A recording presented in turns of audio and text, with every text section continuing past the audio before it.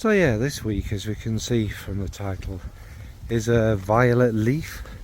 Now, as we all know, the violet flower is one of my favourite notes, and people seem to confuse these two quite a lot. Obviously they're off the same plant, but they really don't bear much resemblance to each other.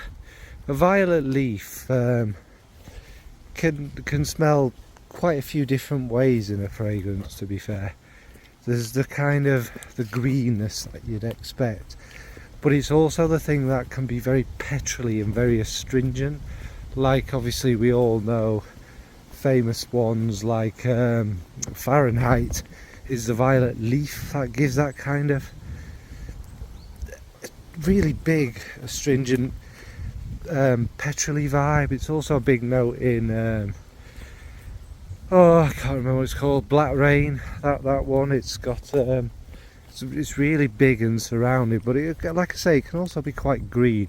It can also add a kind of green sweetness, I'd say, and sometimes in fragrances, I'm not sure whether it's listed right. Sometimes there's a confusion with violet and violet leaf, but it's a very noticeable note, and sometimes I really enjoy it, sometimes it's just too much for me. Anyway, that's violet leaf, we all know what it is, so we'll get cracking. First is from April Aromatics, and it's called Purple Rain. Now this one obviously has violet flower in it as well, which gives, you know, what violet does. It's also got loads of purple flowers in it, so there's lilac. So yeah, like I was saying, purple flowers like, you know, hyacinth, lilac and all that kind of thing, but also running through it, which gives it this more natural feel there, is the violet leaf, along with potentially some other greener notes. But what it does to this fragrance is it adds that green freshness, which gives us this kind of spring feel, which, as I say, makes the purple flowers and that smell more natural, kind of pushes out that plush, luscious kind of idea of green meadows and things like that, and it all comes together to be really quite beautiful. And if it didn't have that kind of green feel about it would just be kind of a floral fragrance rather than the whole kind of meadow experience and that natural kind of walking through them feel. So yeah, that's Purple Rain from April Aromatics.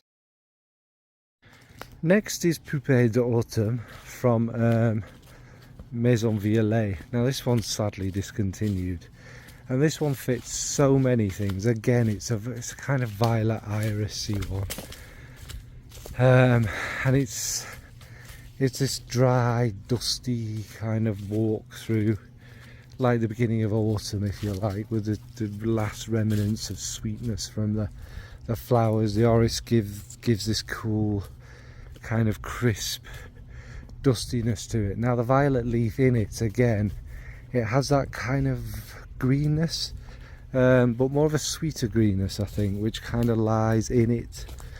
And also it's not as big and petrol-y and eye burning as it can be, but it also adds a kind of fresh coldness in there, to me anyway. And yeah, it just adds that, and it also amplifies the sweetness of the actual violet flower a bit, I think, because sometimes it can kind of merge into this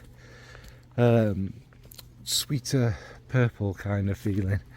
And it's again, it's a really kind of peaceful, beautiful fragrance. Like I say, walking through, you know, the leaves are starting to fall, the earth is starting to frost over.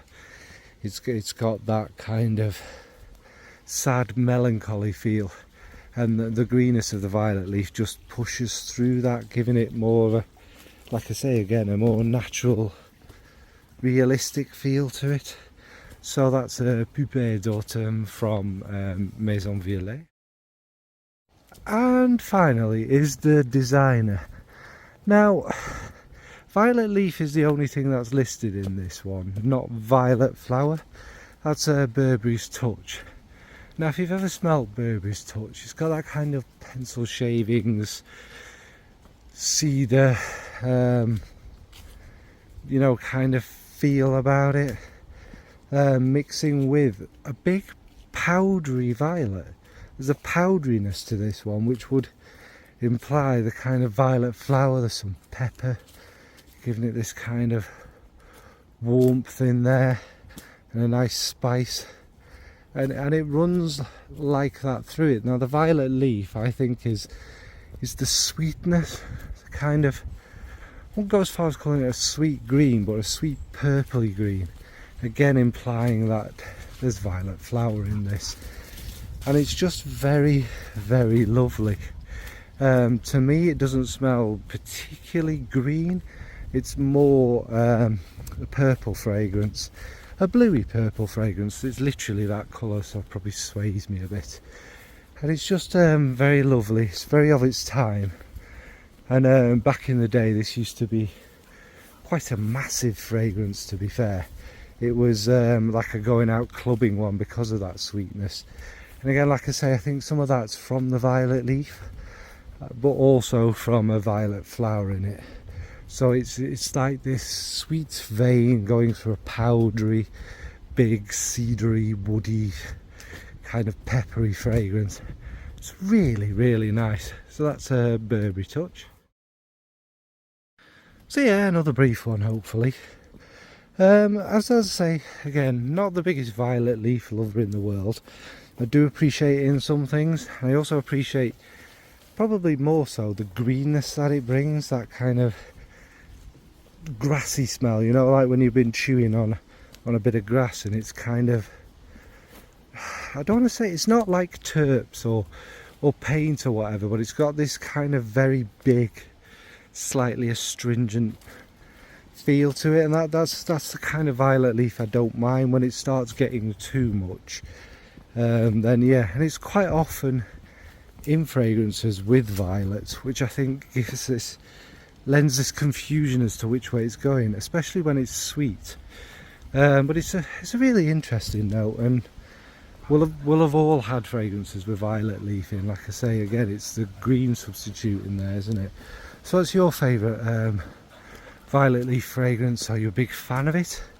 What's your favourite green note? Alright folks, don't need to make this longer than it needs to be. Thanks, bye.